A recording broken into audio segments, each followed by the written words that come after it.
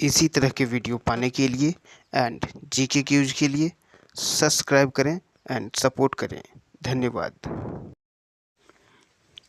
नमस्कार दोस्तों, स्वागत है आपका वर्मा कोचिंग JCERT में। और आज लेकर आए हैं पाठ 10 का क्लास 9 का हिंदी क्षितिज भाग 1। आज क्वेश्चन आंसर करेंगे पाठ 10 का कैदी और कोकिला। ये माखनलाल चतुर्वेदी के द्वारा लिखा गया ये कविता है। जो माखनलाल चतुर्वेदी जी का जन्म मध्य प्रदेश के होशंगाबाद जिले के बाबई गांव में सन 1889 में हुआ था। मात्र 16 वर्ष की अवस्था में वे शिक्षक बने। इसकी जीवनी को आप ध्यान से पढ़ें। आज शुरू करते हैं हम लोग क्वेश्चन का आंसर। पहला क्वेश्चन है कि कोकिला की कूक सुनकर कवि की क्या प्रतिक्रिया थी। उत्तर है इसका कि कोकिला की कूक सुनकर कवि को ऐसा लगता है जैसे कोयल उसके लिए कोई संदेशा लेकर आई है। संदेश महत्वपूर्ण है, नहीं तो कोयल सुबह होने तक इंतजार करती है। पहला क्वेश्चन है, क्लियर है। दूसरा है कि कवि ने कोकिल के बोलने के किन कारणों की संभावना बताई है। तो उत्तर है इसका कि कवि ने कोयल को बोलने की संभावना बताई है। पहला, कोकिला कोई संदेशा पहुंचाना चाहती है। दूसरा, उसने दावानल की लपेटें देख ली है। तीसरा, समस्या अत्यंत गंभीर है, इसके लिए सुबह होने की प्रतीक्षा नहीं कर पाता है।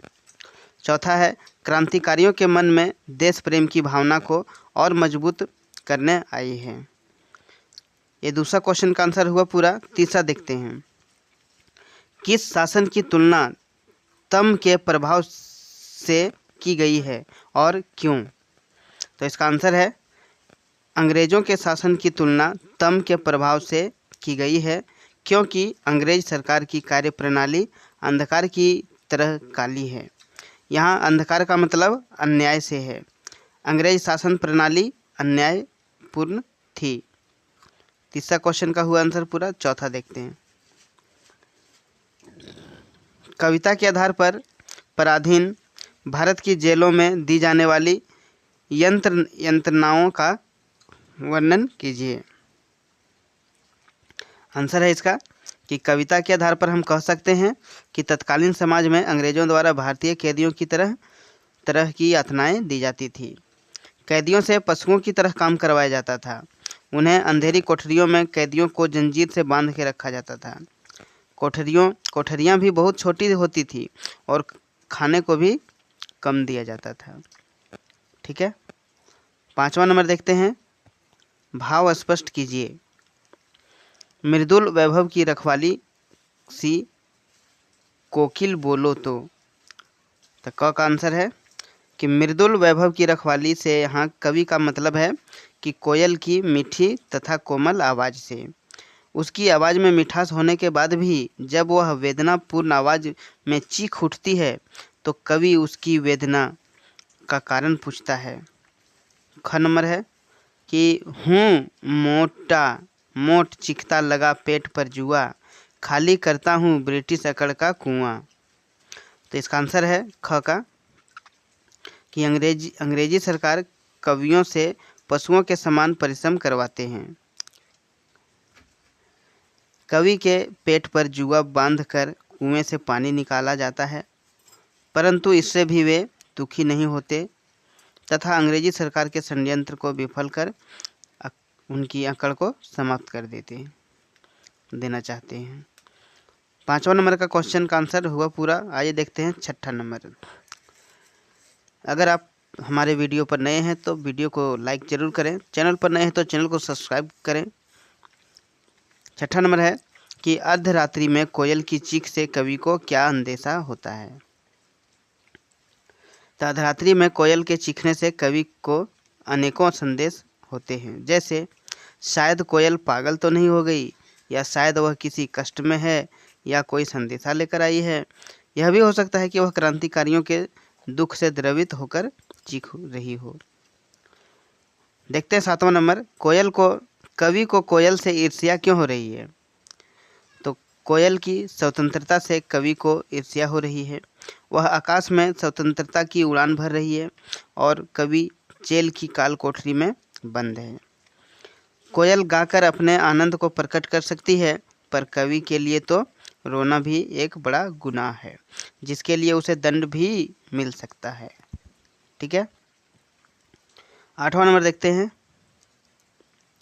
कवि के स्मृति पटल पर कोयल के गीतों की कौन सी मधुर स्मृतियां अंकित है, जिन्हें अब वह नष्ट करने पर तुली है। तो इसका आंसर है, कवि के स्मृति पटल पर कोयल के गीतों की मधुर स्मृतियां अंकित है। कोयल हरी डाली पर बैठकर अपनी मधुर वैभवशाली आवाज़ से संपूर्ण सृष्टि को अलंकृत करती है। उसके मधुर गीतों से उसकी खुशी झलकती है।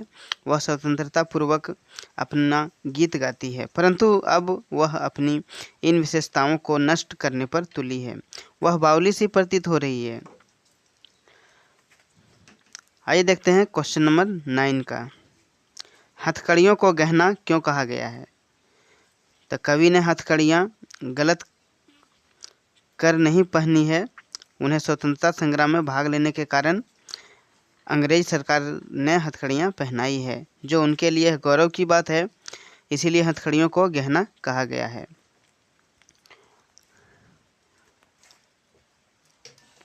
10वां नंबर है, कली तू ए अली। इन पंक्तियों में काली शब्द की प्रवृत्ति से उत्पन्न चमत्कार का विवेचना कीजिए। उत्तर है, इन कविता की पंक्तियों में कवि ने 9 बार काली शब्द का प्रयोग किया है। शब्द तो एक ही है, परंतु भिन्न भिन्न अर्थों में इसका प्रयोग किया है। कहीं पर यह शब्द अंग्रेज सरकार के काले शासन को संबोधित कर रहा है, तो कहीं वातावरण की कालिमा और निराशा को उजागर कर रहा है। क्लियर है। लास्ट क्वेश्चन है 11 का, काव्य सौंदर्य स्पष्ट कीजिए। किस दानावल की ज्वालाएं हैं दिखी। क नंबर। तो देखते हैं इसका आंसर कि यहाँ कवि कोयल की वेदना पूर्ण आवाज़ पर अपनी आशंका व्यक्त कर रहा है। अपनी प्रश्नात्मक शैली से कवि कोयल के नष्ट का अनुमान लगा रहा है। कवि ने विलंबात्मक शैली का प्रयोग किया है। भाषा में सहजता तथा सरलता है। ख नंबर है कि तेरे गीत कहावे वाह रोना भी है मुझे गुनाह। तो इसका आंसर है सौंदर्य है। इसका अर्थ है कि प्रस्तुत काव्य पंक्तियों में कवि ने अपने तथा कोयल के जीवन की विषमताओं की ओर संकेत किया है। कवि ने यह तुक्काबंदी का प्रयोग किया है, अपनी तथा कोयल के जीवन की तुलना की है तथा सरल भाषा का प्रयोग किया गया है। ठीक है,